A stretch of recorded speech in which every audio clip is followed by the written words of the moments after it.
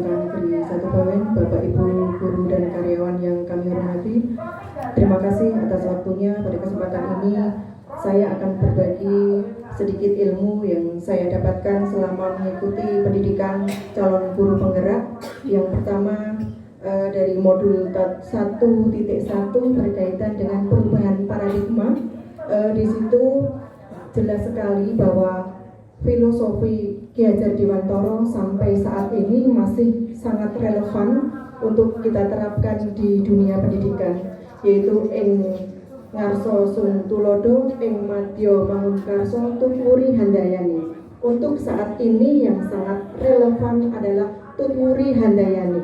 Kita harus memotivasi peserta didik kita untuk mencapai keinginannya. Kemudian KHD juga mempunyai tujuan pendidikan, dulu pernah saya sampaikan, yaitu menuntun kodrat anak menuju keselamatan dan kebahagiaan yang setinggi-tingginya, baik dalam kehidupan individu maupun dalam bermasyarakat.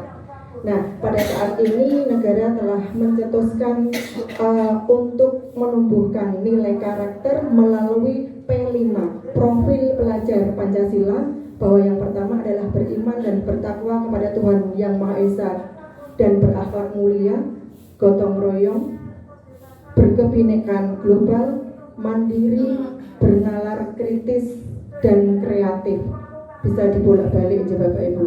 Nah, kemudian ada, kenapa kok tadi ada kalimat menuntun kodrat anak menuju keselamatan? Ini ada korelasinya dengan 5 kebutuhan pokok atau 5 dasar kebutuhan pokok manusia Bapak Ibu.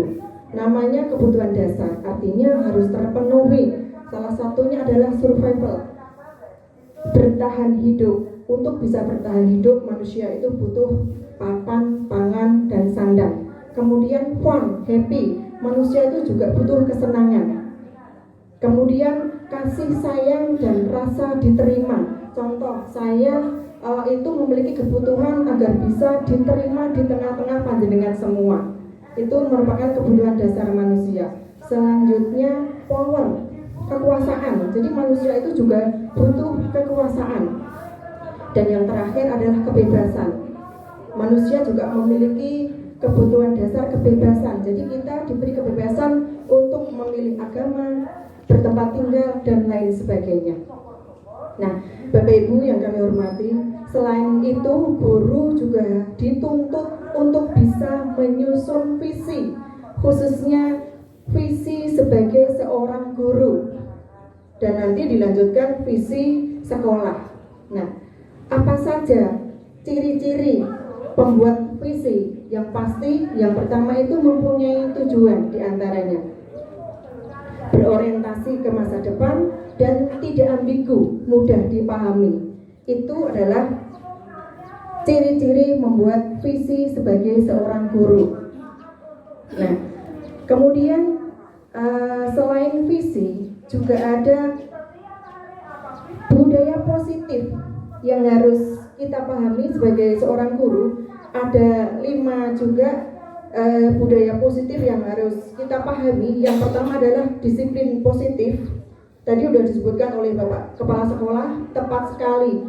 Disiplin positif itu bisa kita terapkan ke peserta didik dengan cara teladan, memberikan teladan dari ujung kaki sampai ujung rambut. Ucapan, tingkah laku, itu adalah cara termudah untuk memberikan teladan, membudayakan budaya positif atau disiplin positif kepada anak-anak. Kita harus bisa menjadi role model buat mereka. Jadi gak perlu banyak bicara. Begitu anak-anak melihat kita, otomatis mereka akan mengikuti gerak-gerik kita. Kemudian ada motivasi positif. Nah, sebagai guru harus mampu memotivasi peserta didik. Motivasi yang sangat handal adalah motivasi intrinsik yang tumbuh dari dalam hati peserta didik. Nah, bagaimana tugas kita agar anak-anak itu termotivasi untuk mengejar, meraih cita-citanya, Bapak Ibu. Nah, selanjutnya juga ada posisi kontrol. Nah, ini menurut saya ilmu baru yang saya dapatkan di guru penggerak, bahwa ada 5 posisi kontrol yang harus dipahami oleh seorang guru. Yang pertama adalah penghukum, yang kedua pembuat merasa bersalah, yang ketiga teman, yang keempat pemantau, dan yang terakhir adalah manajer. Nah, sebagai seorang guru yang ideal, dikatakan ideal ya Bapak Ibu, kita harusnya memposisikan diri sebagai manajer, tetapi tidak menutup kemungkinan di suatu posisi tertentu. Kadang kita menggunakan posisi teman, sebagai teman untuk menyelesaikan suatu permasalahan. Nah, yang harus dihindari adalah sebagai posisi penghukum Bapak Ibu. Jadi seorang guru tuh dilarang keras memposisikan diri sebagai seorang penghukum. Kalau contoh kita kelahiran 70-an dulu, kalau melakukan kesalahan, jari kita diketok sama tuding atau penggaris, masih ingat yang kelahiran 70-an. Nah, itu saat ini dilarang Bapak Ibu.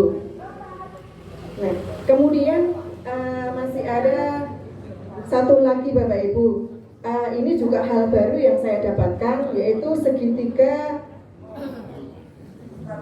biru, bukan sih Bapak Ibu, segitiga restitusi. Nih, bagi guru penggerak pasti paham apa itu segitiga restitusi. Adalah cara menyelesaikan permasalahan yang ada di peserta didik. Yang pertama adalah menstabilkan identitas.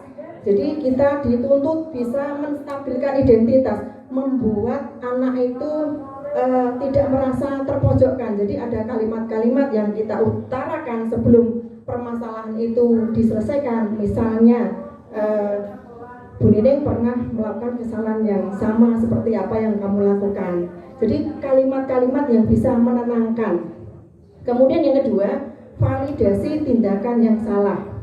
Validasi tindakan yang salah. Bagaimana dengan cara diskusi kita sehingga anak itu memiliki solusi tersendiri. Solusi itu timbulnya dari diri mereka, bukan dari kita, bukan dari guru. Nah, kita harus pandai-pandai merangkul, mengajak mereka diskusi sehingga tercetus kalimat positif penyelesaian dari anak. Misal, kalimat, kenapa dikatakan kalimat positif? Karena di dalam penyelesaian masalah tidak boleh menggunakan kalimat negatif. Misalkan, jangan terlambat lagi. Nah, kalimat jangan itu tidak diizinkan Bapak Ibu sekarang. Nah, yang benar bagaimana? Nah, datang tepat waktu, silakan datang tepat waktu. Nah, ternyata Bapak Ibu pintar semua aja.